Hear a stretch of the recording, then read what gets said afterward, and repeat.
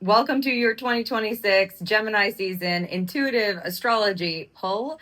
We are going to be getting guidance for all the major astrological aspects this season. Let's get into it and see what the cards have to say for the season ahead.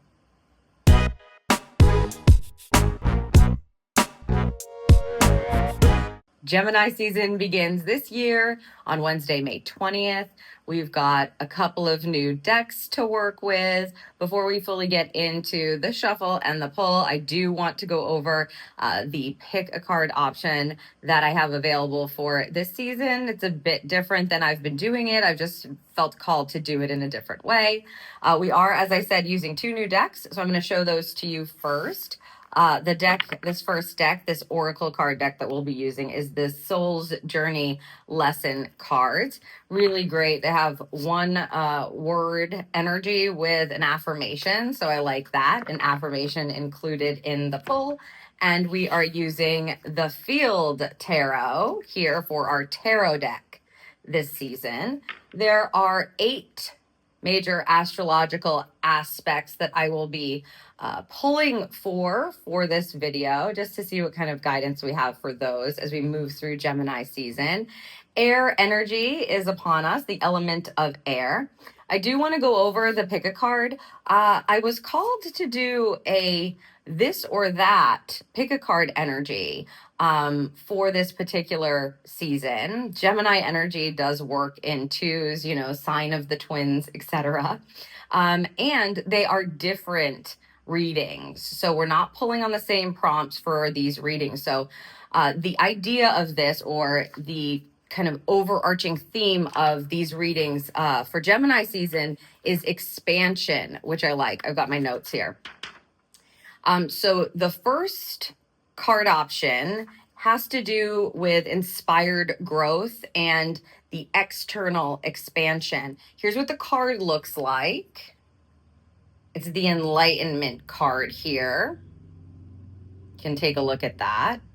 This is forward-moving energy focused on new ideas, opportunities, connections, and the parts of your life that are ready to expand through action, curiosity, and experience. So card option number 1, inspired growth, the external expansion energy.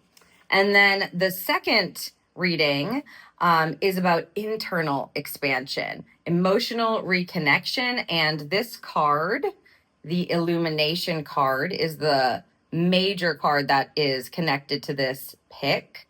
Inward focused energy centered on emotional clarity, self-trust, healing, and returning to a more honest and grounded relationship with yourself and what you're feeling.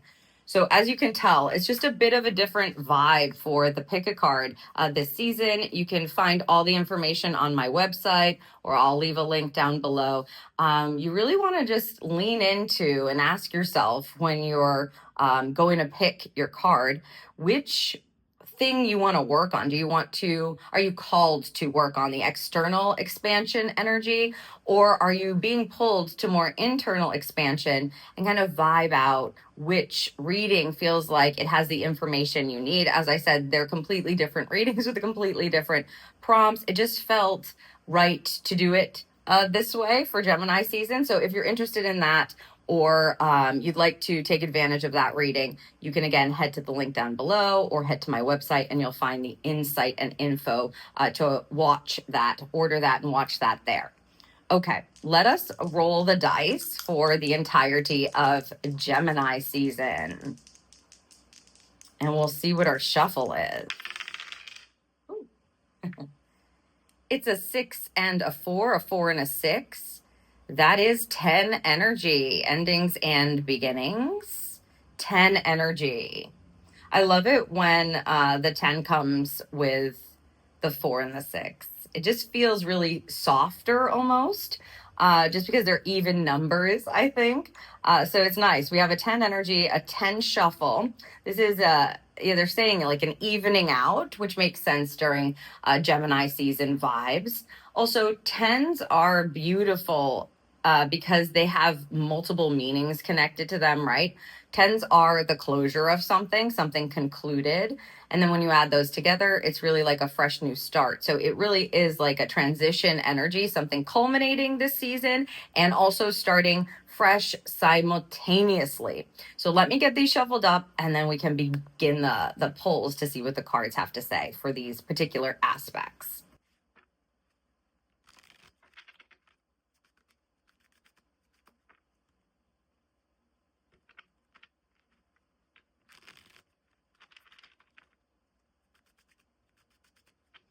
All right. Our decks are set. All right, let me see here. I want to get to this first aspect. Of course, the first aspect is the sun energy. And on Wednesday, we begin the season officially. So on Wednesday, May 20th, the sun enters Gemini.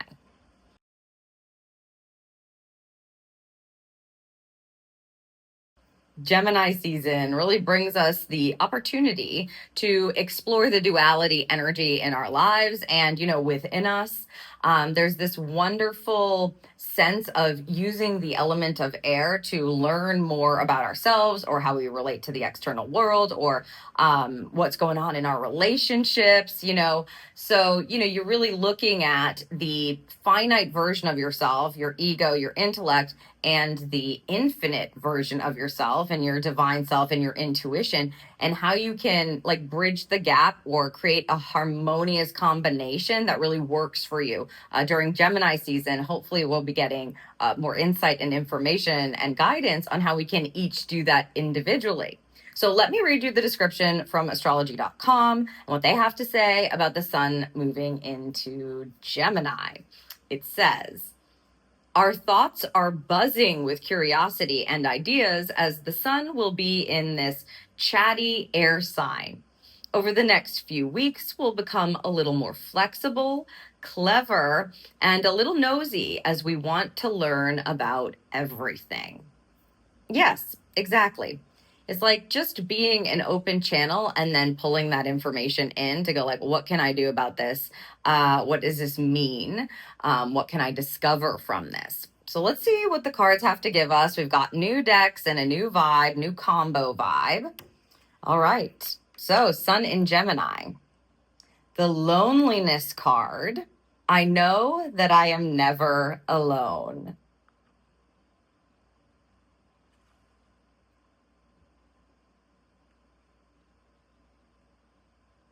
I actually really love this energy. As you can see in the depiction, you are part of a whole. You are part of a big whole. This is going to bring about the oneness energy, is kind of what I was talking about with opening up the season there. It's basically like you are alone and you are never alone. I often feel that way a lot when talking to spirit, like on the regular, just what I do for an occupation, etc. And my general experience with like day in and day out activities that involve spirit, right? That involve the divine, that involve intuitive nudges and insights and direction. This is a beautiful card to give us, even though at first glance you may be like, what? Gemini season is about loneliness. But really what they're saying is it's about duality. This is about understanding that, yes, you are alone. Absolutely. You're a singular physical being. That's why people will often say you came into the world alone and you will leave this world alone. So there's that happening over here, and that concept of I am a singular energy, that I am myself, I am an individual, that no one else is me. I am alone in this. Like no one else is ever going to truly understand all of your experiences, how they affect you. What you're truly feeling, what's going on within your mind. No matter how well you know somebody, you're never gonna really fully know them. And that's the same for you. That is true for you as well. The individual aspect, or in this case, what we're pulling the loneliness energy, is true. At the same time, you are never alone. You are always part of a larger whole, right? That's the oneness energy. The divine law of oneness comes into play here. Why? Because we are all connected for better or worse, right? They just said for better or worse, whether you like it or not, you're part of the whole. Every single vibrational being is connected to you, and you are connected to them. So you're always alone and you're never alone. Hence the duality energy of Gemini season. Perhaps we're meant to work with the law of oneness a bit this season. This actually feels very comforting. The energy of it is comforting. It's like you don't have to figure it all out. Both are true at the same time. Both of these concepts, both of these understandings, both of these pieces of wisdom and knowledge are true at the same time. You are infinite and you are also finite. You are a human and you are also a divine energetic being happening at the same time. I think maybe we're getting this oracle card to kick off Gemini season, or for the season in totality, to remind us of that and leaning into the acceptance of that energy. If you're just in your ego and you live in your physical finite self, that's, your choice, but it doesn't actually allow you to explore the full expression of your being if you're not also taking into consideration that other part of you that is infinite, right? So interesting. I mean, I want to see what the tarot gives here, just because, yeah, this feels like a really big concept. So perhaps they're going to give us some guidance that helps us ground into this airy energy. And you may just be discovering more about what, your divine self and how it wants to express itself in physical form. Maybe that's what's going to be coming up for you this season. Let's see what we have for the tarot. Okay. The Three of Swords with the word sorrow.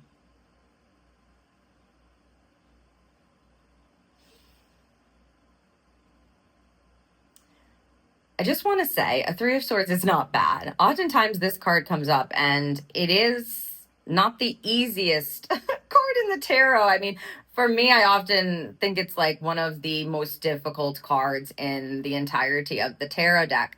Why am I saying that? Because it is connected to past hurts and pains and traumas and difficulties, and the way that we're thinking about them in our present time to cause us continued pain and suffering and sorrow, as the card is showing.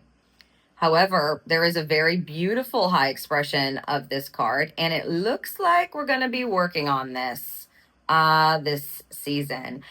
So yeah, the Three of Swords, I call it the PTSD card because the concept of it is that we have experiences in our past that have harmed us in some way, and we are continuing to think about them in a way that is harming us in the present time, even though they're not happening anymore. They happened, they're not currently happening, but because of how we're thinking about them, the energy is coming into our present moment and causing us pain and sorrow.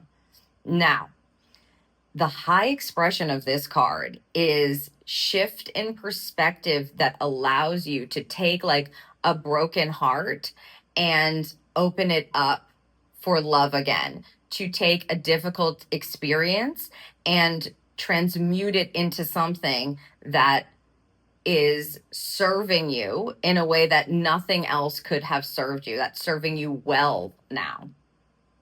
To take something that was the most painful experience and turn it into something that is a gem in your life, a beautiful gem in your life.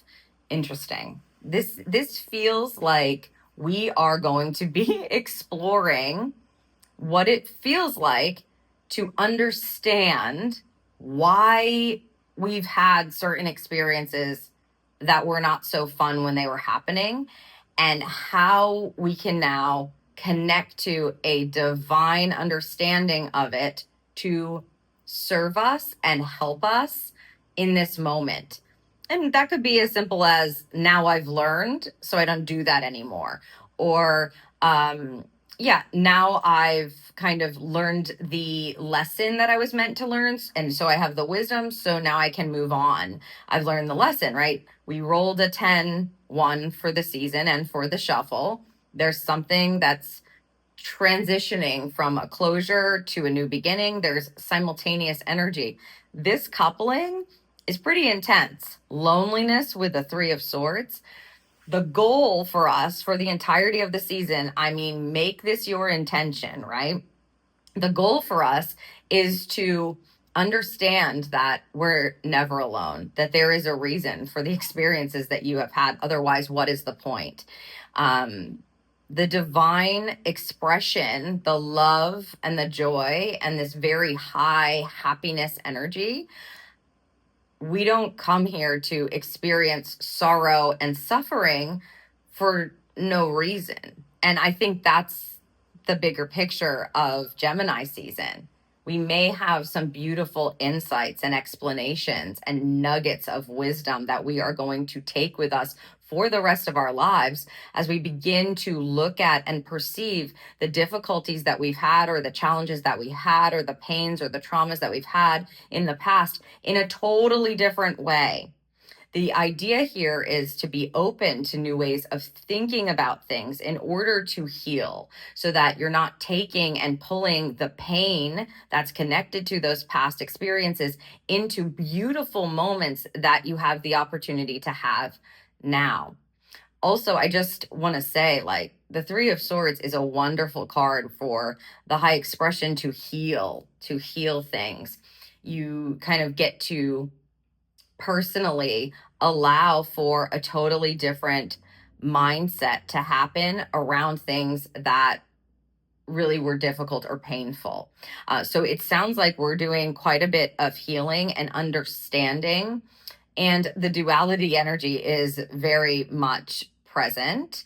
Seeing if they have anything else to say about this energy, because this feels intense. Like we're going to be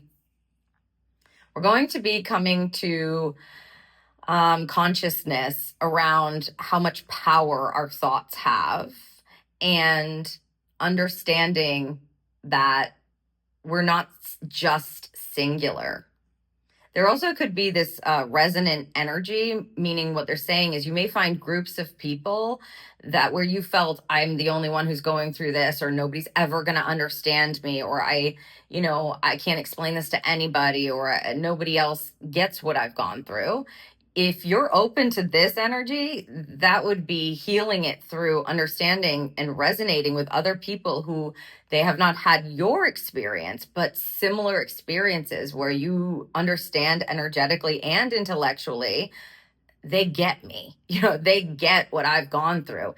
It's a shared healing or a shared experience that could very much be a possibility. Groups of people meeting someone who you connect with, and they just understand what you've been through, and it allows you to shift the way that you've thought about that and how it affects your life in the future. So it feels like a huge opportunity for us to elevate through a perception shift and the ability to see our lives as both finite and infinite. Let's see what we have for a charm.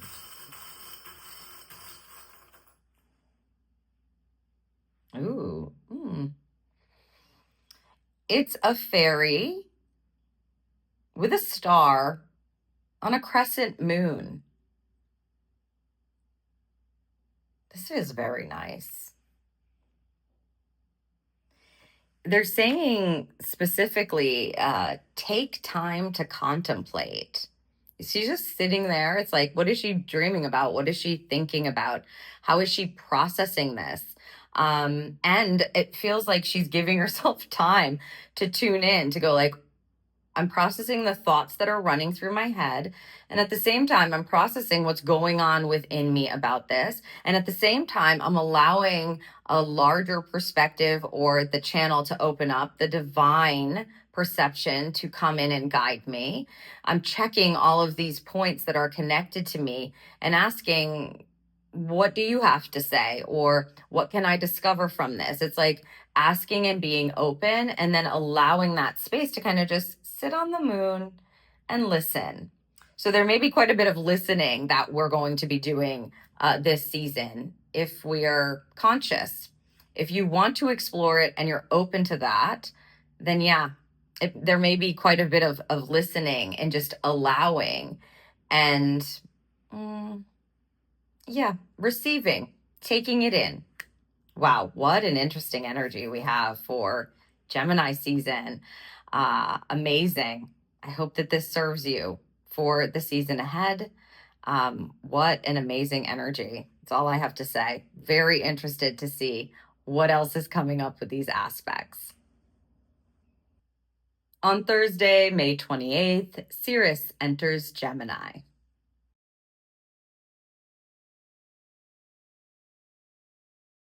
Let's get right into what this beautiful asteroid is going to offer up for us as it moves into Gemini.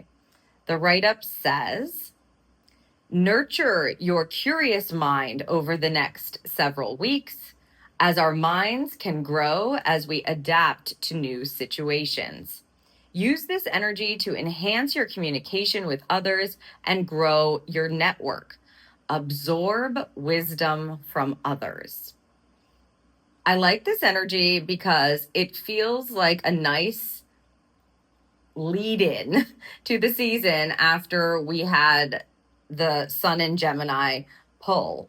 It feels like this is a clue almost, right? Absorb wisdom from others, grow your network, use the energy to enhance your communication with others. So it's like there's some form of this that's helping us to understand that our mind is meant to be explorative. It's meant to be curious. It's going to enter Cancer. Ceres is going to enter Cancer on August 12th. So we've got it in Gemini for 2.5 months approximately. So that's interesting energy. We've got a little bit of time where we can kind of reach out, grab this from here, grab this from there, use the information that's coming in or that we're picking up to improve things, improve our communication, understand things better. So let's see what we have for guidance from the cards. Denial. I acknowledge my fear, but I replace it with the insight of awareness.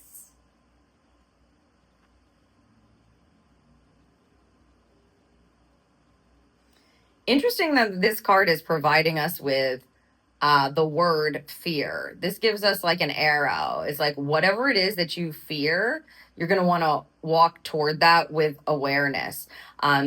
Denial is interesting as well. The word denial in general, people tend to be defensive around.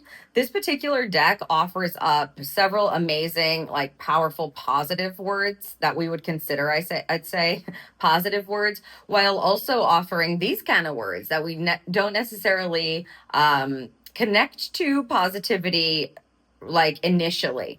But the understanding here is we need to look at what we might be denying to ourselves, what we might not want to look at, and understand that that's probably where we need to look. It feels like this energy over the next couple of months is going to want us to do some veil releasing, or what Spirit calls pulling the veil, like pulling back the veil, taking the blinders off. Yeah. Take the blinders off and actually look at what you've been avoiding looking at. Ask yourself the questions and then answer them. Ask yourself the questions that you don't want to answer and actually answer them. This feels like whatever it is that you've been avoiding, and maybe it is connected to certain relationships, certain activities, certain experiences. Maybe you've just been avoiding it. Now is the time to come out of this denial energy, to walk at what you're fearing, but with an awareness track. So it's not like we're doing that and forcing ourselves where it feels like really, really bad. I don't feel that. It feels more like, let's become aware of the things that we've been avoiding or ignoring so that we can look at it through a lens that's going to help us be aware of what it's meant to teach us, of what we can learn from it, of what we're meant to discover from it. Why are you avoiding it? Why are you in denial about it? Why aren't you looking at it? Those are the questions that I would be asking. This is a very interesting energy. Nurture your curious mind over the next several weeks. Nurture your curious mind. Instead of avoiding it, it looks like we're coming at it from a very compassionate place. You're not going like, yeah, you're not berating yourself into coming out of denial about something. That is not the vibe. The vibe is, let's take good care of ourselves as we look at the things that are difficult for us to look at. Let's be kind and compassionate as we answer the questions that we've been avoid answering, as we tell ourselves the truth about X, Y, and Z. It feels like a really beautiful, nurturing energy that allows us to gain more information just by kind of doing the hard thing or looking at the hard thing. Because this is connected to communications, adaptation to situations, and there's a bit of a relationship energy that feels to be connected here, this may be connected to, you know, social events, people in your life, particular relationships in your life. There may be questions or truths that you've been avoiding, kind of telling yourself or believing, that have to do with your relationships. If that is the case, this is asking us to come out of denial and to love ourselves through that process, right? Let's see what we have for the tarot energy. Two of Cups. Union. Oh my gosh. Yeah, it's such a nice energy, this combination. And again, that's why this is like deceiving, a denial card. You know, immediately there is this sense of defensiveness. I'm not in denial. What do you mean denial? I'm not denying, you know, that energy. And I would just say, open up your heart to a reframing of this word. Because for them to give us a Two of Cups here, oh my goodness, this is like reciprocity, union that is beautiful, caring, giving, understanding. Two of Hearts is what this is. And of course, it most certainly 100% connects to our particularly heart-centered relationships, connections. So the people in your life that you love so much, the people in your life that you unconditionally love, right? Like you're going to love them no matter what. Those are the ones that can hurt you the most as well, that it feels like exaggerated when something goes on around it. They want us to come back into some sort of union or to explore those heart-centered connections and what we might be denying or where we might be avoiding something, not telling ourselves the truth about something having to do with our relationship. So I'm predominantly leaning into this because that's what the guidance is giving for them to give us a Two of Cups connected to this. This tells me exactly, right? And hopefully it tells you this is to do with your relationships. And I mean, maybe you work with somebody that you love that's in an acquaintance energy, but that's not usually what a Two of Cups energy is. Two of Cups are like, my heart is connected to your heart.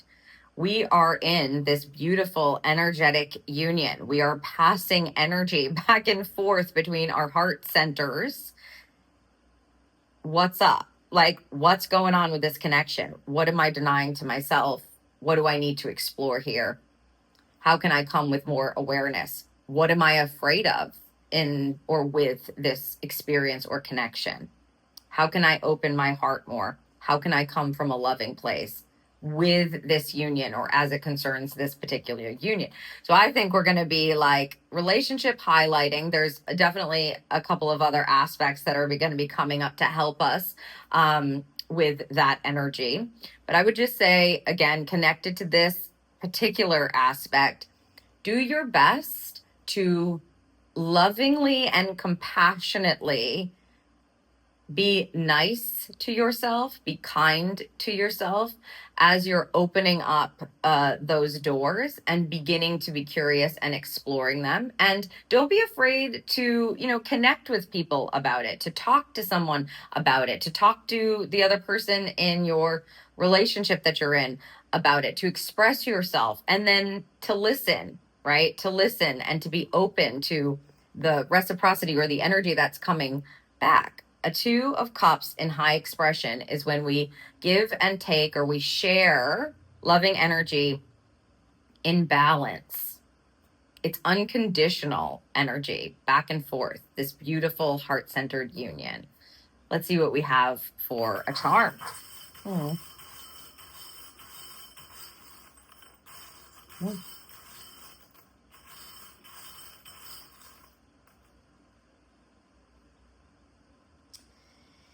It's the Just For You star. Says right on it, just for you. They're saying that if there's something that you're hoping for, there's an opportunity here that's meant just for you. It's connected directly to what you're hoping for in this relationship. It's like your deepest heart's desire. Whatever it is that your heart really is longing for within this heart-centered relationship, that there's like a star with your name on it. That hope is there. It's present. They're validating that for you. I'm not saying that that's going to pop up and happen overnight, but there's a reason to open up your heart to something that allows for that heart's desire to be explored or met with love or curiosity. Yeah, there's like a hope or a dream or a wish, again, connected to your relationships, that spirit wants to validate for you. Lots of curiosity energy. Nurture your curious mind as it concerns these beautiful heart connections that you have. It's like that you have the ability to have, that you've been gifted in this, lifetime. And ask yourself what it is that you may be kind of shoving down or avoiding or overlooking, that maybe now it's the time to take a look. On Sunday, May 31st, we closed the month with a full moon in Sagittarius.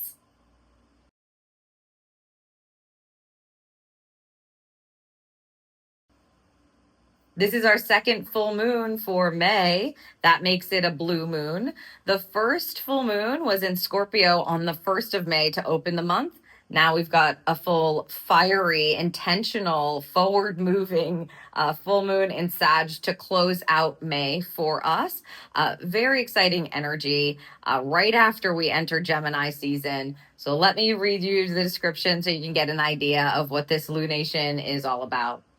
It says, despite it being the end of spring, we're already in summer vacation mode thanks to this adventurous full moon. Use this energy to break out of your comfort zone and forge your own path away from routines. What have you learned over the last 6 months? Kind of love that they're asking us to reflect a bit with the full moon. I think that, it's going to be highlighted, whether you like it or not, under this blue moon. It's like a very bright, fiery energy. For the most part, as I've been doing personal readings, membership stuff, like I read a lot for my members, etc. The feeling has really been, we're ready for this by the time we get to this energy. There's probably already been some sort of an inspirational fire lit inside of you where you have some idea of where it is that you want to forge forward, where it is you need to break out of something, what's not working for you, what feels more grounded, or it feels like an energy of intention needs to be put behind it, or you feel motivated, or you have some ambition around something.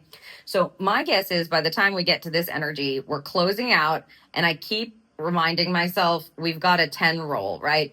We're closing out something, in this case, May, the month of May, and beginning something else. And this Sagittarian energy is perfect for that spirit of inspiration and doing ritual around setting very clear intentions. Think about an arrow, like light the fire on the end of the arrow and then shoot it, and it's going to hit its mark. It's that kind of vibe. So intention setting is going to be big around this if you want to do ritual around it, or like a ceremony or something around this full moon. And obviously fire energy, it is Sagittarian energy.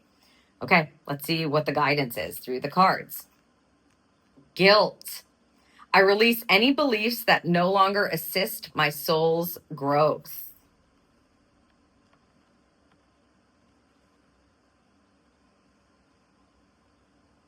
Woo. I don't even know what to say. I mean, opening up the season, we've got 3 cards in a row. Hopefully you've watched the other pulls by now, but loneliness, denial, and now we've got guilt. This is going to be about release, doubling, tripling down. It says it in the affirmation, so take that with you.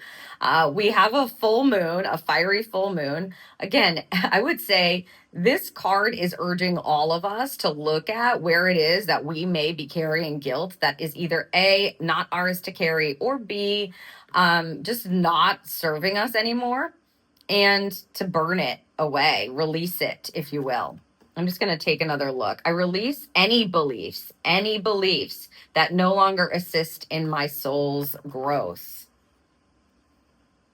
This is what I mean. Something is closing out big time with this full moon, and something else is beginning.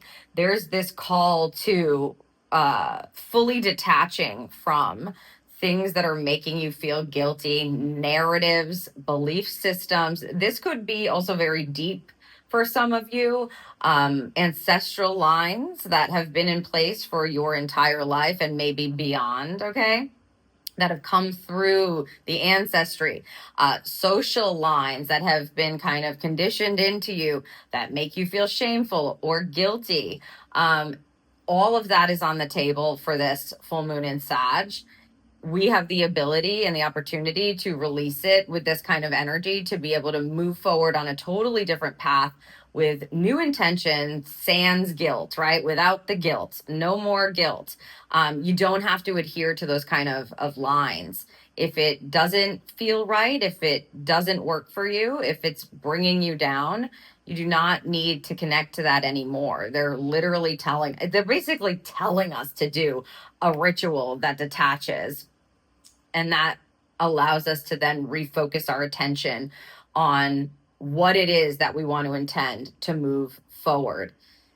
This feels like a powerhouse of a full moon. So that's why I was saying, if you already have an idea of what it is that is inspiring you, that's motivating you, where you want to place your energy, attention, what you want to put your time into, just take a look at what might be highlighted around blockages, things that are stopping you from doing that, because that's where you're going to find this energy that's coming up. Anything that makes you feel guilty or that's holding you back from setting those intentions and then shooting that arrow or going after it, we want to address with this full moon for sure, so that you can release it, cut the ties. Let's see what we have for the tarot. 9 of fire, 9 of wands, and resilience.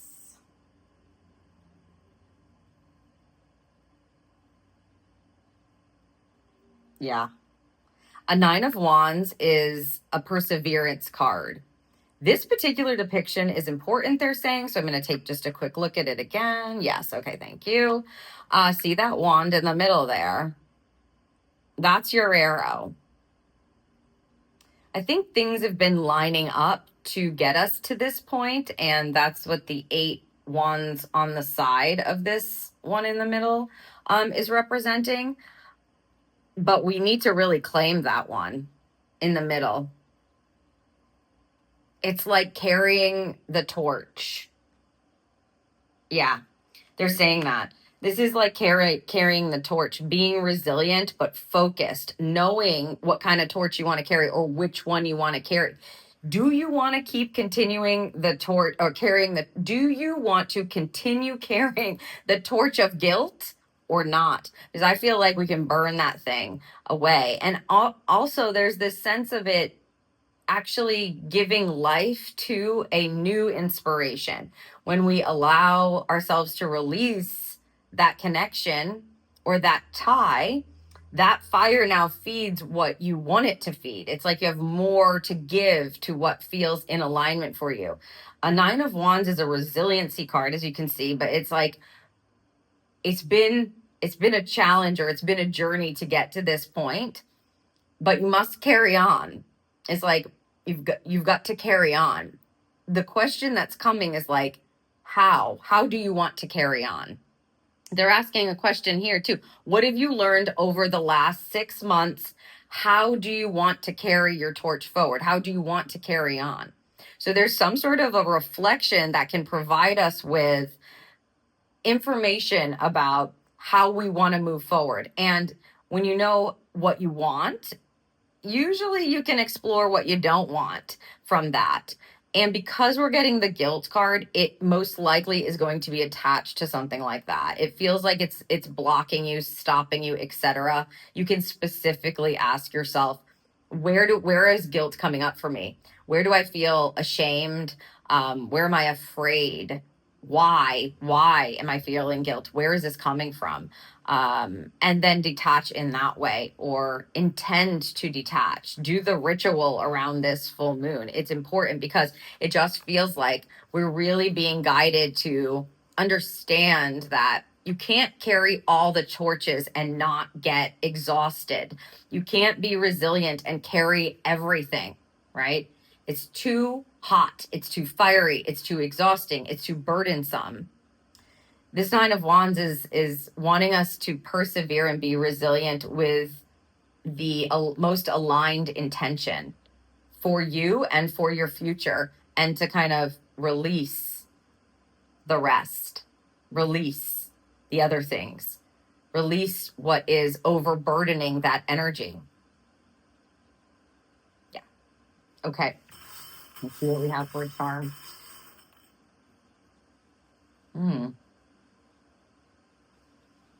A dragonfly. Yeah. I always associate dragonflies with magic. They have this interesting way of flying and, moving around very quickly, gracing your presence. It's like they bring in a little bit of fairy dust, a little bit of magic into your life. So if you see dragonflies, that is a sign of this. Check on your guilt, do the ritual, notice or observe, have awareness around the lunar energy for this full moon, for this blue moon. Also, there's something in the air where it feels like, we are looking at a guilt energy, or we're looking to be or notice or become aware of what might have been bringing us down, holding us back, blocking us, kind of chaining us down. But there's like this sense of, it's hard to look at it, but when we do, there's magic involved. We can again, use all of these wands, things that we've learned, things that we maybe have been carrying, and light this one, just the one, drop the 8, take the 9th one, and move forward. Resilient. Yeah, resilient. Exactly. Moving forward, feeling really good. I don't always read a 9 of Wands as releasing of a burden. Generally speaking, that's the 10 energy. We rolled that 10. That's the 10 energy. But this feels like this particular full moon offers us the opportunity to release some of it and to let go of a burden, and just to get very clear about the fire that we do want to carry, that we are going to be led by as we move forward. On Monday, June 1st, Mercury enters Cancer.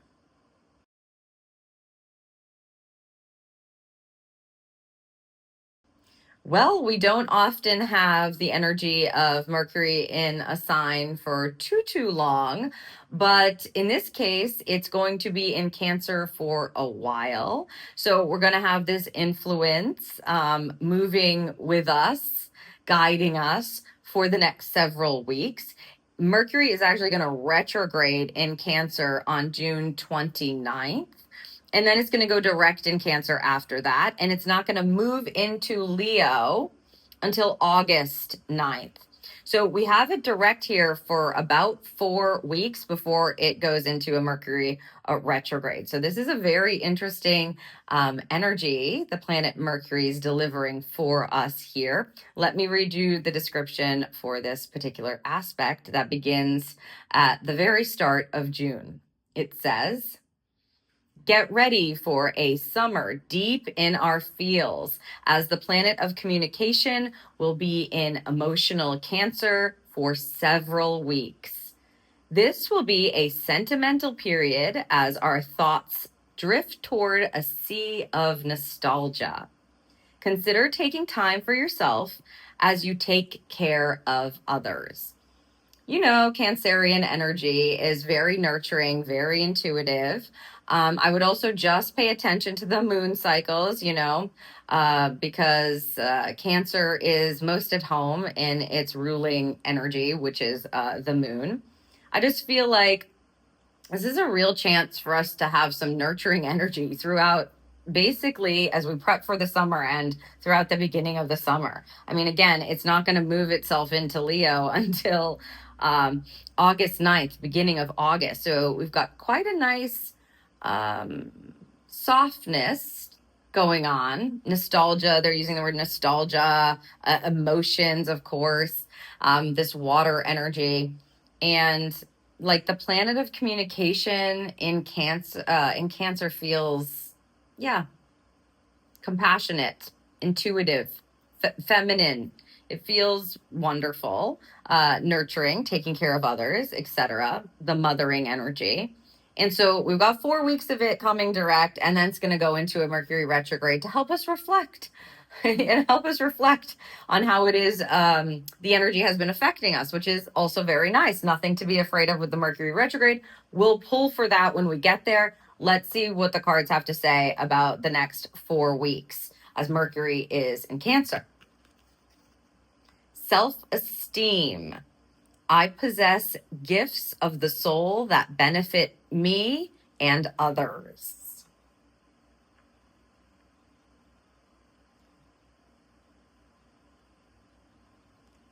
This is wonderful. Yes, please. Yes, please. A self-esteem card, that is a nice word. Self anything, self-reflection, self-care, self-nurturing. And then, using your innate natural gifts and talents, understanding how to nurture them and how to use them to positively affect your own life and the connections that you have with others. This is a wonderful energy. It's like providing yourself the love and care that you need, having a positive self-esteem. Yeah, they're saying positive self-talk, making time for yourself. I know that like self-care is such a buzzword. People get tired of it, but that's what this vibe is for the next 4 weeks for sure. And I will say again, the reflection period will give you a chance to kind of survey how it is that you're doing with this energy. How you communicate with yourself is going to be a really important facet of this particular aspect. How you talk to yourself in your head, the actions that you're taking and what they're doing to your life, how they're affecting your body, how they're affecting your emotions, how they're affecting your thoughts. I would pay close attention to that. Think about all of the ways that we communicate, and that's kind of what you want to be aware of, providing some extra love, attention, care, consideration, compassion, nurturing energy too. However it is you're connecting or communicating, it needs a little what I want to say is mothering, if I'm honest. That doesn't mean that you have to like connect with like your own mother, or if you are a mother, it just means find your inner mother, find that divine mother that you can connect to within yourself, and bring her to the forefront, bring her to the party for the next month. And then as we retrograde, I'm sure that you're going to be able to reflect on things. So for now, it's like, ask what the most nurturing thing that you could do for yourself and others would be. Keep that in your mind as you're communicating in any way. Remember, communication comes in many different forms. They're running through them now for me. I'm not sure that I need to say them, but if they're saying them, let's just say them, okay? Yeah, verbal, of course, body language communicates. The things that you actually do, watch how they're nurturing your life, or how they're affecting others, the things that you're actually doing. Your energy is actually a form of communication as well, right? The frequency that you carry around with you, the intention and belief system, what energy are you pulling from when you come to do something or say something? Where are you coming from with that energy is a form of communication. Whether you believe that or not, just walk into a room, no one's saying anything. Can you gauge what the energy is? Is it nurturing? Is it loving or not? I'm sure you'd be able to tell. So we're really looking at the whole of communication.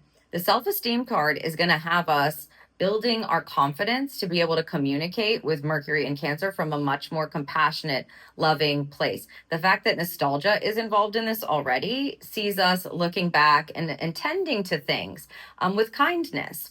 Let's see what we have for a tarot energy here. The Nine of Swords and fear.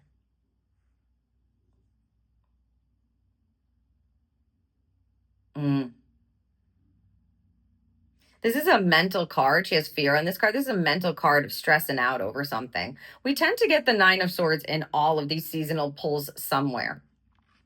I think that connected to this particular card, it may be that you have fears around how it is that you're seen, it may be affecting your self-esteem, some of the fear that you carry around, maybe how you're seen or how you are judged or what people think of you. You may also kind of have those fears like blocking yourself, especially because this is a mental energy. Swords deal with our mind and our communication, right? So if there are things that you are afraid to communicate, if there are things that are worrying you night after night, the Nine of Swords is going to ask you to look at them, right? So that we can shift them, that you can overcome the fear, that you can get out of bed. Sometimes the Nine of Swords shows up as like a reoccurring nightmare energy, and that could be literal, but what I mean by that is you wake up and the fear is still there because we haven't addressed it. You wake up and it's like, this is happening again. This cycle is still present. This is still going on.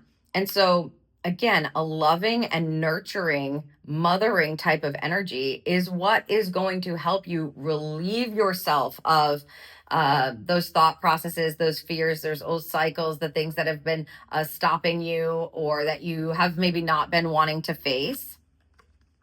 I possess the gifts of the soul that benefit me and others. You have what you need to overcome this at this point. You don't have to keep losing sleep over the same old. You don't have to, they're just saying you don't have to worry yourself sick. They just said that specifically. So I would look at what's coming up because we have quite a bit of time. I feel like Mercury in Cancer with a Nine of Swords is spirit basically telling us this stuff is happening in your mind. You need to look at what's happening. And if you're saying nice things to yourself, if you're being compassionate, if you're being loving to yourself in your mind, either way, it's a good place to start. The mental energy is always a good place to start. Our belief system tends to affect, so our rooted energy tends to affect our thoughts, but our thoughts affect our emotions and our actions. So that's what I'm saying. It's a good place to start. Look at what's coming up in your mind. Look at how you're communicating to yourself or how you're communicating to others. Back it on up to what's going on in your head. What are you thinking about in order to bring that about? Is it kind? Is it caring? Is it nurturing? Is it compassionate? Is it loving? Ask those questions over and over again before you communicate in any way. What do they say, Spirit? It's like, oh, I have this saying. It's like a very famous thing that like moms say it. It's like something like, if it's not kind, don't say it, but it's like a specific, you know exactly what this, if you know what it is, comment. If I don't figure out, usually they'll give it to me. But it's like, if you can't, oh, thank you.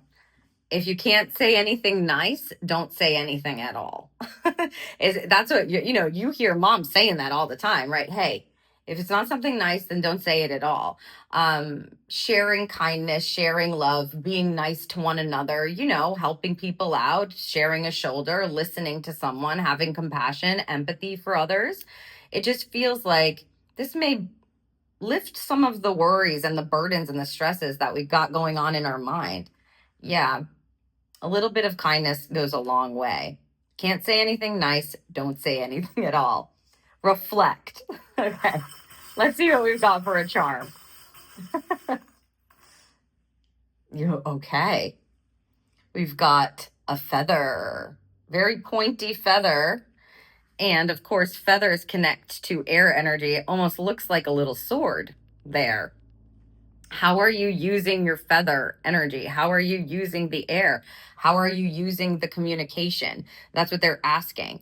Yeah. Are you using it as a quill or are you using it as a weapon? Interesting. We have a choice here. We always have a choice. And I think that there's a way that we can, it's like you're building yourself up and nurturing yourself, and it's positively affecting others as it's affecting you positively. So I would say just allow yourself to notice and become aware and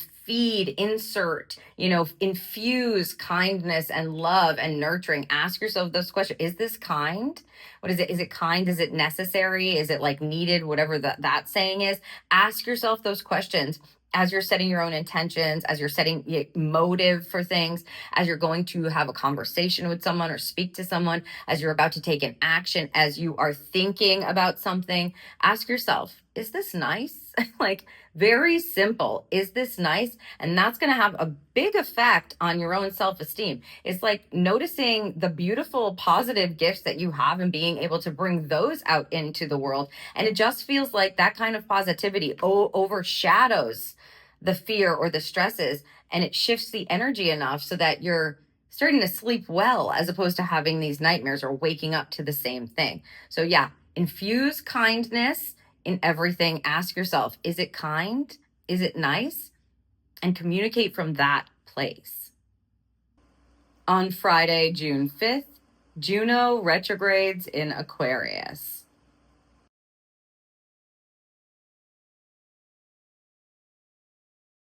This asteroid is going to be moving in a retrograde fashion and bringing in some, what I would say is contemplation energy, some expansive energy for us to really take a look at what we value in our relationships and how it is that we'd like to proceed forward. So lots of reflection. Juno is going to begin its retrograde in Aquarius, and then it's going to retrograde back into Capricorn on August 11th. And then it will go direct in Capricorn on September 16th. So we do have it retrograde for a little over 3 months' time. Let me read you the description from astrology.com so you can get an idea of what this retrograding energy means for us. It says, whoa, the next few weeks won't be ideal for relationships, as we'll be looking out for me and not we during this time. Strong possibility of leaving relationships in favor of finding freedom on our own. However, the grass isn't always greener on the other side. This is important to recognize this energy. There's going to be like this reassessment of your relationships. This is going to look at how it is that the relationship feels to you. So we really want to have our antennas up for the reminder of sometimes we want what we can't have. Oh, or sometimes we want what we don't have, is what they want me to say. Sometimes we want what we don't have. And they're talking about like fixation right now, fixating on, the grass over the fence. Sometimes the grass isn't greener. This reflection period is first and foremost going to help us get a bigger picture view, and perhaps how you can innovate or change parts of your relationship connections. And then as it retrogrades into Capricorn, we will be pulling for that when it comes about. Won't happen until August 11th. So we've got, a couple of months here where we're going to have Juno retrograding in Aquarius. So we want to think expansively and maybe unconventionally while surveying our relationships and remembering sometimes the grass isn't always greener on the other side. Let's see what we have for guidance for this interesting alignment. Service. I feel good when I can help others.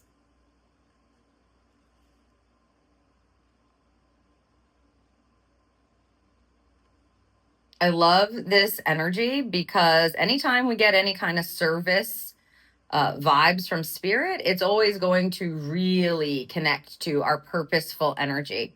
So as much as this card is called service and really feeling good when we are connecting to others and lending our energy, our hearts, our minds to help others, this really does connect to purposeful energy as well. A service-based energy is always what we're meant to be going for in highest alignment, I would say. So regarding your relationships, how is the relationship servicing you? What can you do to be of service in the relationship? And is there something that you can shift or change the way that you're doing something, the way that you're perceiving something? Is there something that you can ask for? Are there standards or boundaries that you need to set for yourself within this relationship so that you can feel like it is servicing you, for lack of a better way to say it? The idea of purposeful energy and connecting to service always helps us really align with the highest expression. And because this is dealing with our relationships, we want to make sure that that's in a balanced or reciprocal fashion, that's what's going on. So it may be that, again, you need to make some changes. Maybe it's the intention by which you're connecting to the relationship, and you need to think of it more in a way that is purposeful, purpose-driven, service-driven. It also may be that you need to set some standards for yourself to create some boundaries that feel really good so that you feel like this is a relationship that is reciprocal in my life, that it is servicing my soul. Let's see what we have for the tarot connection. The Hermit card. This is lovely for a retrograde. A Hermit card for a retrograde energy is nice because it asks us to really connect with our soul light. As you can see, the lantern there. Connect with your inner light. Do some surveying. Ask yourself what it is that you actually do truly want and desire. And that's not from an egotistical place. That's aligning with your soul light and your inner heart's desire. What's going on within you? How can you show up in service for that? What needs to be shifted, changed, innovative, explored? How can you bring your light into the world or into your relationships in a new and exciting way, perhaps? This feels like we are going to be so self-focused, right? But with the Hermit energy, Spirit's saying the self-focus is deeper than the ego. It has to do with your divine light and really reconnecting there to be able to grasp that energy, to align with that energy, and then be able to bring it out into the world.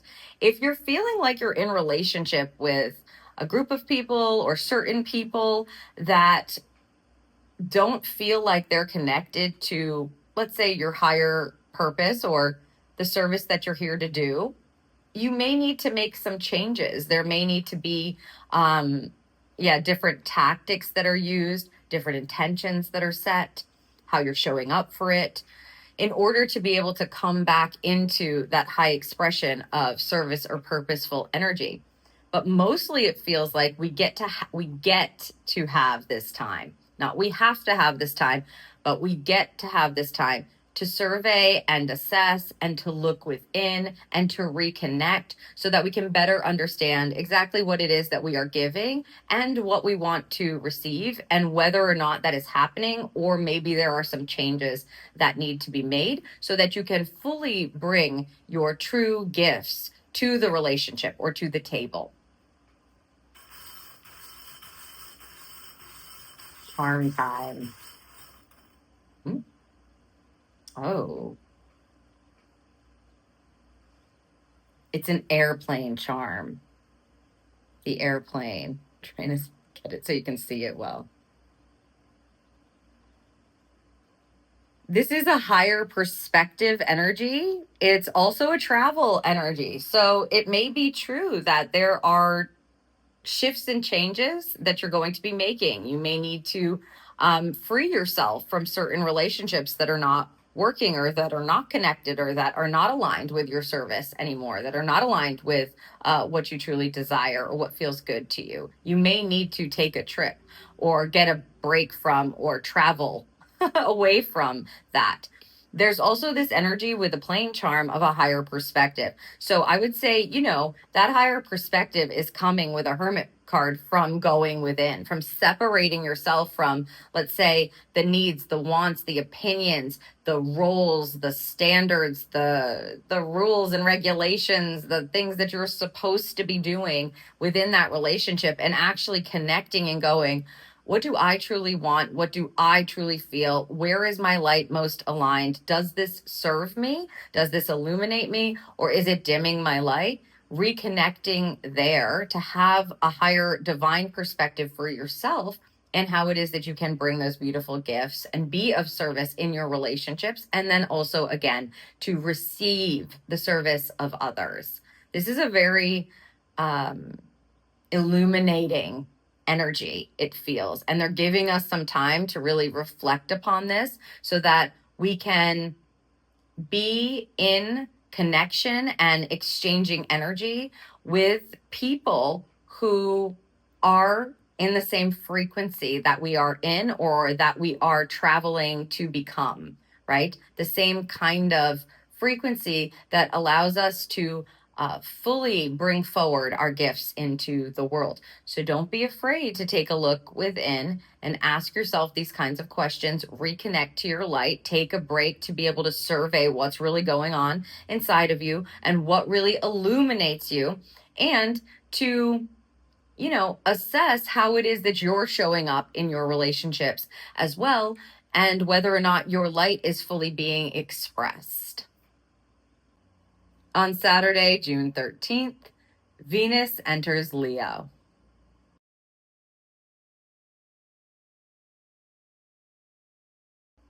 This is definitely some bright and shiny energy for us, with the planet of love entering fiery, bold, passionate Leo. Let me read you the description so you can get an idea of what this energy is all about.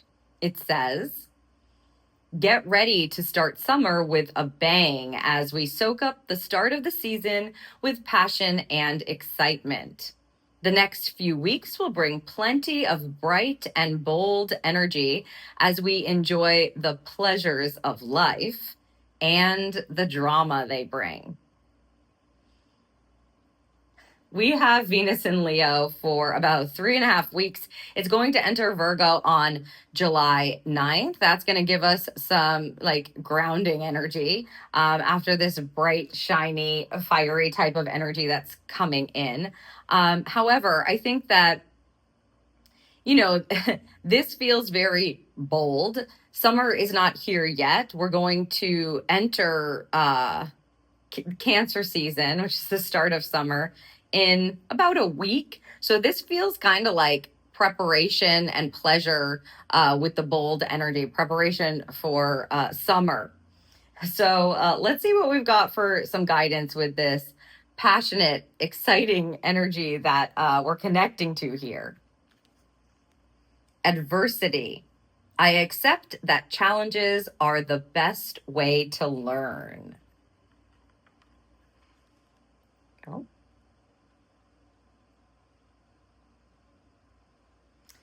Interesting card to place here with this aspect, I would say. It just feels like there's a little bit of a hint of what might be kicked up here for us with all this bold and passionate energy.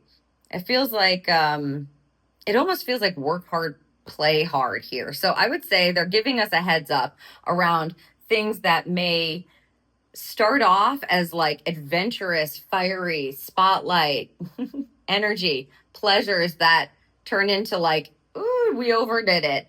Or if there are challenges that are popping up, there may be like a tendency to lean into like the dramatic effect of things. The flair is what they're saying, the flair of things here.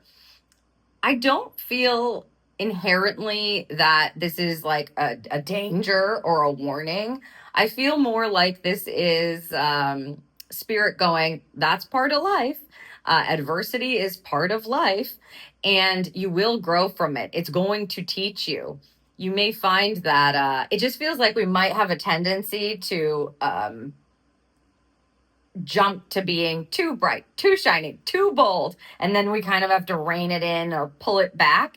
And that provides us with just as much wisdom as moving, like, let's say, at like a slow and steady pace, and really surveying or being very conscious, or thinking about something in depth. Sometimes we've got this beautiful spark that happens, and it moves out into the world, and then we go, woo, that was a little much, or that was fun and exciting, but the back end of this, I don't know if I want to experience that again. I don't know if I want to, it's like paying the consequences or suffering the consequences. It's like partying hard or going hard and then realizing, oh, there's an after effect of this. Just want to look at this again. Challenges are the best way to learn. It doesn't feel like super hard, crazy challenges necessarily. Some of it may come that way, but some of it is going to come in the form of excitement, pleasure, fun, spontaneity, bold energy, doing stuff because it's bright and shiny and it feels good to do. And so I'm just... I'm not warning you, I'm just telling you. That's all part of life. They're saying this is a good way to learn. Maybe for the next 3.5 weeks, we're going to have some fun. We're going to be bold and bright and shiny. We're prepping to enter the summer season, and you get to enjoy yourself. They go sun's out, guns out, going hard. And then we may just be reining it in, pulling it in after that. Let's see what the tarot has to give here. The Queen of Swords, independence energy. Yeah. This kind of energy can be quick to agree, quick to communicate, quick to talk when it's in a slow expression. If it's unbridled is what I want to say. If it's unbridled, a Queen of Swords, she is super intelligent, super smart, great ideas. And if she's not taking that moment to survey what those ideas are, what they might lead to, how they're going to roll, if she's not taking a moment to think before she speaks, for instance, then yeah, she could run into needing to apologize and that kind of stuff.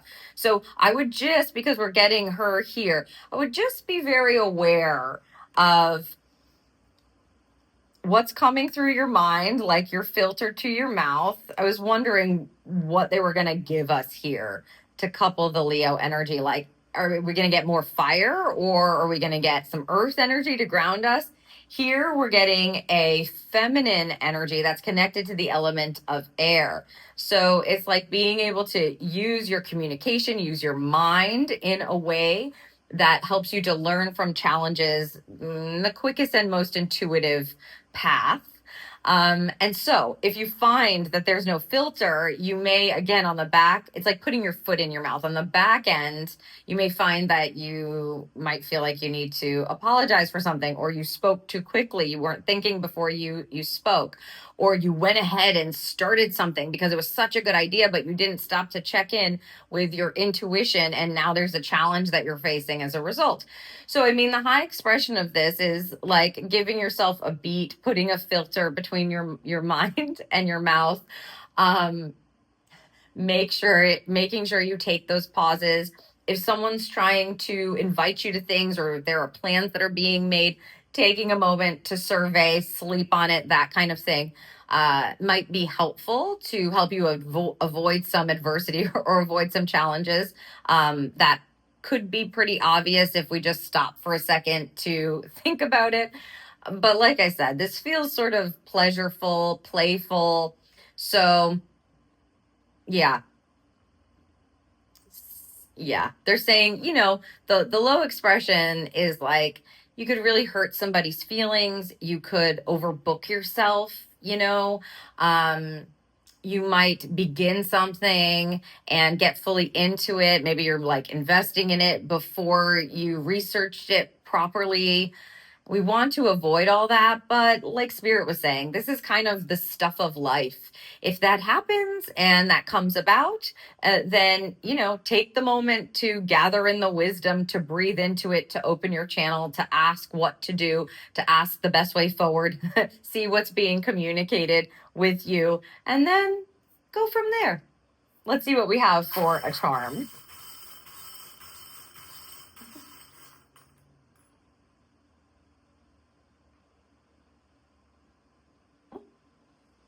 It's a bird here.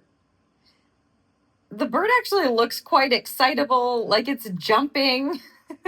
I don't know if it's quite flying or soaring. It looks like it just jumped and woo, like, I know I can do this. Let me just try it.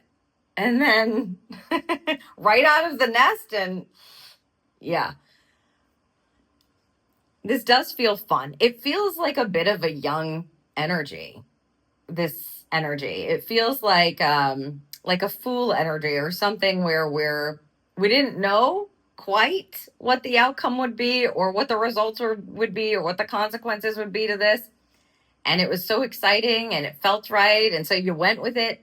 And then you learn on the back end.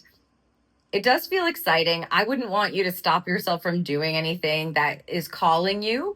So my advice here is be open and flexible as you're dealing with anything that comes up that feels like it has adversity to it, or it's creating a challenge, or a little bit of an obstacle, or a result that you weren't quite expecting, or an outcome that you didn't quite intend for. And make adjustments. Open up your channel, give yourself a rest, make adjustments as you move, and you'll be good to go. On Sunday, June 14th, we have a new moon in Gemini.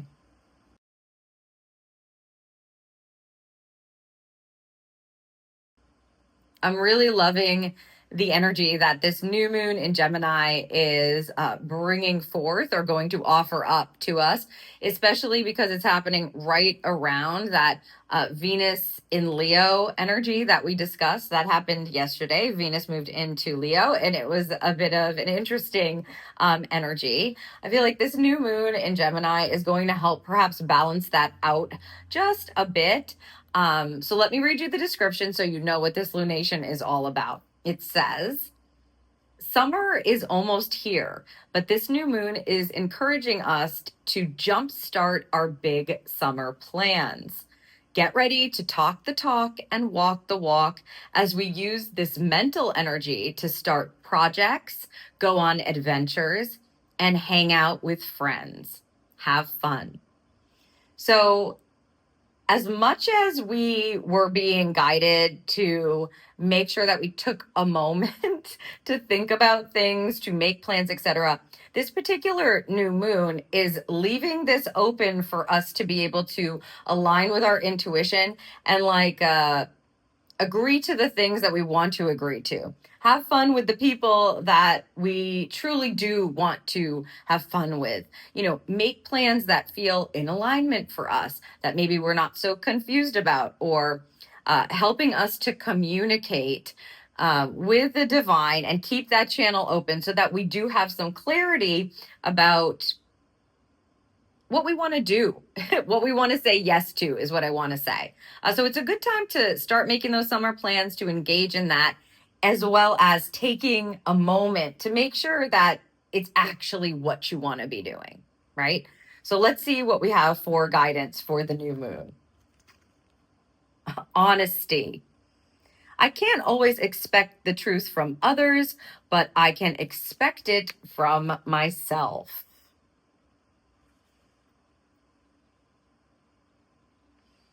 Voila, is what Spirit said.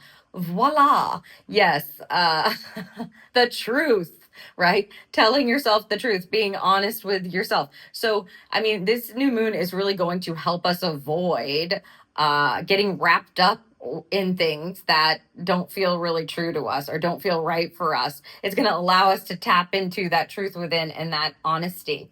So, interesting we're getting the honesty card again. I like the energy of this. It feels like as you're beginning to make plans for the summer season, we're able to have that track within that says, this is what feels right to me, this is what feels true for me, this is what I actually align with, this is where I really want to be, these are the plans that I actually want to make, instead of getting wrapped up in other people's ideas, maybe what works for them, maybe it doesn't work for you.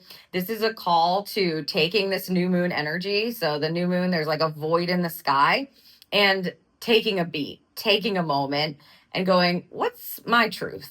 What feels right for me? What is my heart saying? What does my mind have to say about it?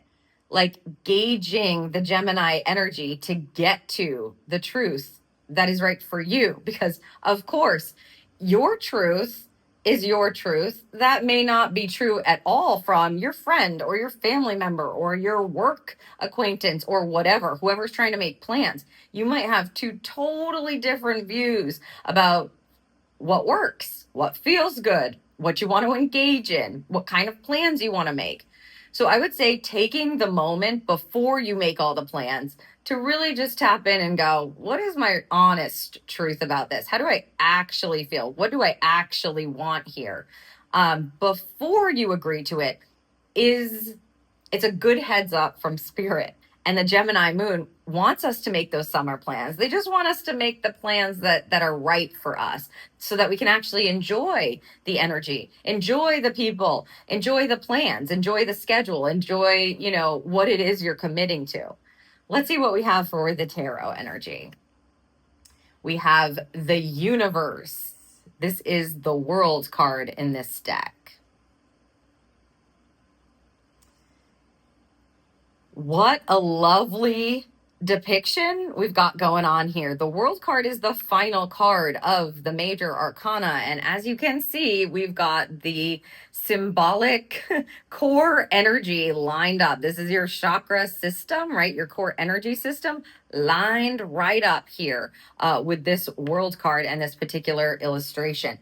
The world card is a positive and successful conclusion, closure. It may be about the plans that you're making. The world card can definitely also connect to traveling around the world or traveling to a new place.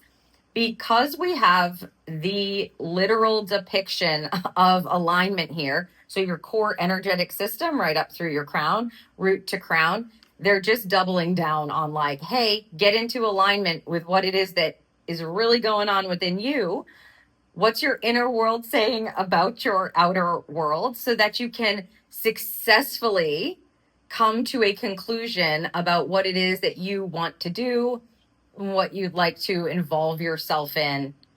Yeah. And then it's like we have success and completion in all areas. That feels really good.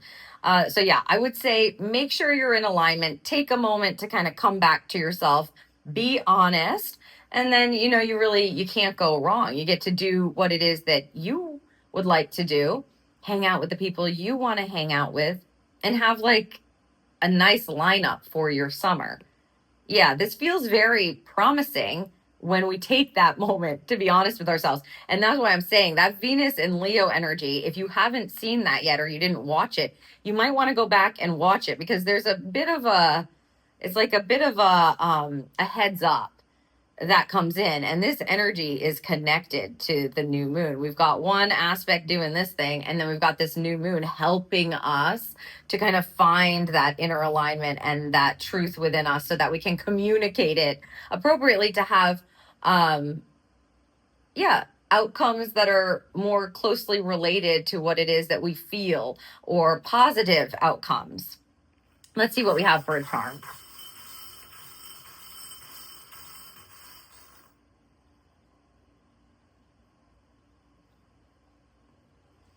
It is a flower here, but you can see that the flower is a spiral, which I really love. What do you want to grow? That's what I am hearing. And also like how it connects to your actual vortex. How does it connect to your actual self? What's going on within your energy centers? Chakras are wheels of energy, and that's what that flower is. It's like a spiral, right? So it's like an energetic wheel within you, and it's spinning out, and it's creating this frequency outside of you. We have 7 major ones in the core of our system, in the core of our body here, right below your tailbone root, all the way up to right above the crown of your head and beyond. There are other energy centers, of course, but these are the major ones that we work with, that run through the core of our physical vessel and then emanate energy out into the world.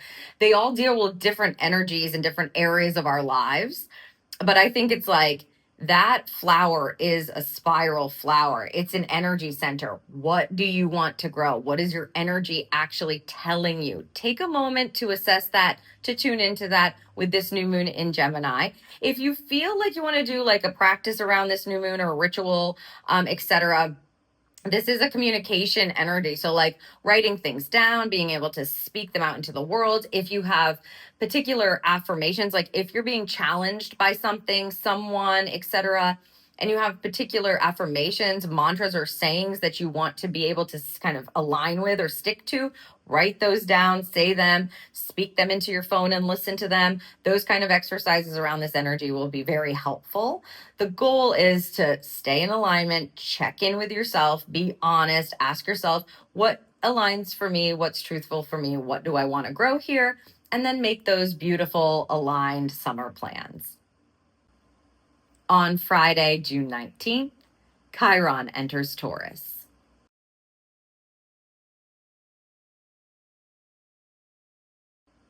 This particular asteroid you may have heard about. They call it the wounded healer.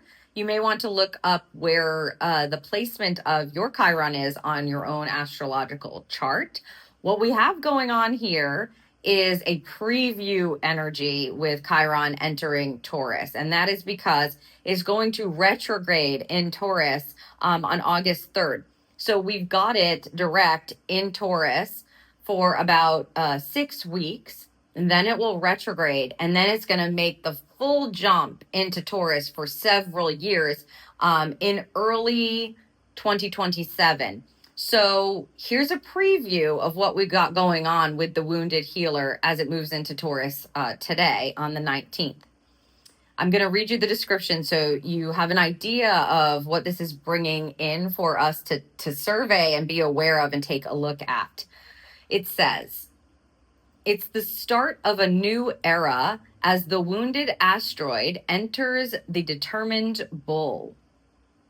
While we'll only be spending a few weeks in the Earth sign before officially settling in next year, this is an ideal time to cultivate self-worth and find inner security. So yeah, we really are going to get a chance to kind of get a preview of where we want to ground into, what it feels like, right? To feel worthy, okay, and feel secure in yourself and in your life and in your body with the Taurian energy, how you want to move forward. So I would just say for the next 6 weeks, it's like important to notice what qualities you have attached to that energy. Where do you feel worthy? Where do you feel secure? Where do you feel grounded? Where do you feel like you can trust yourself? Where do you have pleasure points, etc.? What provides you with pleasure and joy? Yeah, those energies, again, this it's like a preview to something that's going to happen. And then once Chiron moves fully into Taurus next year, we're just going to have that energy for a while. So we're staying aware and we're paying attention. Let's see what they give us for insight for the cards here. Trust. I accept that my inner voice will always guide me correctly.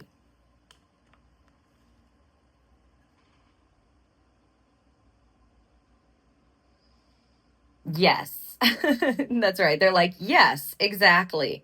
This is being able to establish trust with yourself that connects to your physical journey here. Chiron and Taurus, they're giving us a preview of where we have our power here on this plane of existence, how we can ground ourselves into our path and be able to experience both pleasure and efforting in a balanced fashion. We really want to pay attention to what makes us feel secure. If your intuition is flagging you during this time, it's important to be able to trust it. I mean, they're telling us directly, we need you to start this kind of exercise now.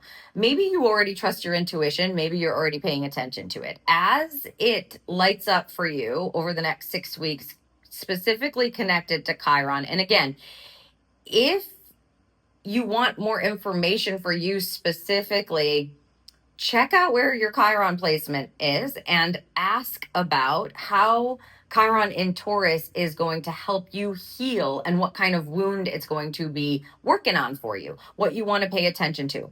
In general, this is definitely going to be connected to our physical experience and our life here. And they're telling us you need your intuition. You need to learn to trust yourself as it pertains to the physical experiences you're having, what you're seeking, what you're doing, the actions you're taking, what you're working on. They just said what you're feeding yourself, how you experience pleasure, anything that has to do with your physical senses, paying attention to what works and what's wounding. That's what we want to look at during this preview time. Because again, next year, we're going to have the chance to settle into that energy. This pull is beautiful because it's literally telling us to trust ourselves, which of course we always need to be able to do more of. Let's see what we have for the tarot. The Prince of Swords and determination.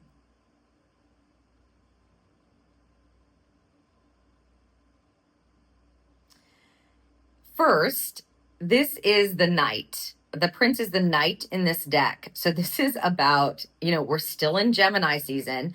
This aspect closes Gemini season for us, basically. We'll be entering Cancer in 2 days. This energy is about listening, trusting, and then making plans and going.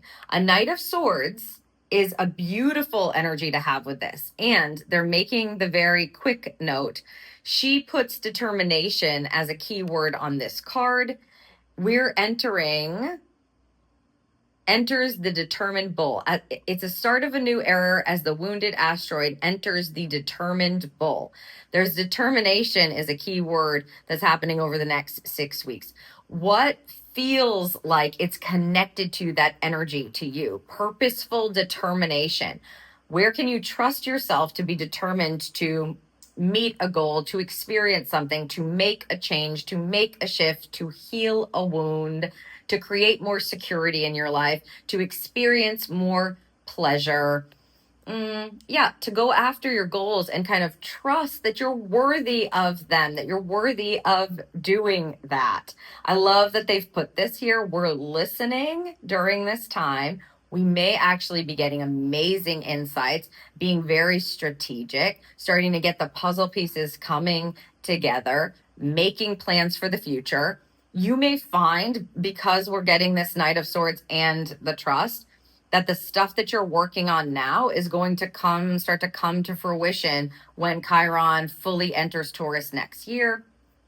I think it's like in the spring, like end of March or in April sometime. I can't remember the exact date.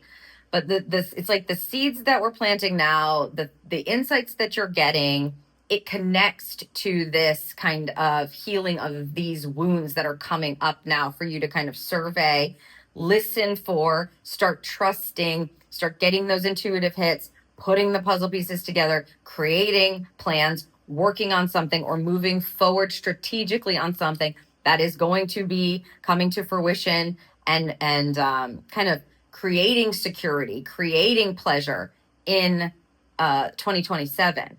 So as I said, it's a preview energy. And what's cool about this is we'll get this preview and then it's going to retrograde.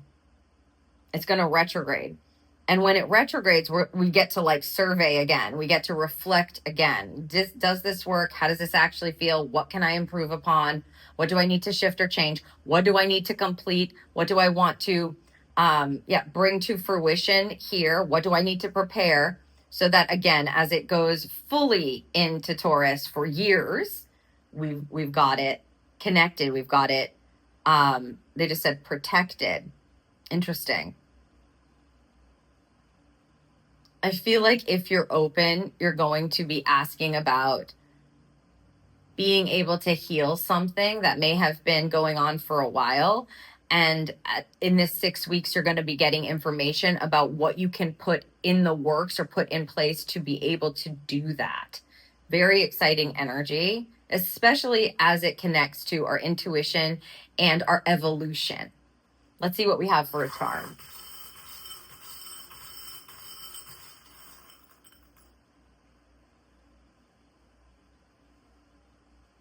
A flower, very earthy, blossoming, blooming energy. Also, we did have a flower for our last poll. That was a couple of days ago with that new moon in Gemini. This one is a bloomed flower.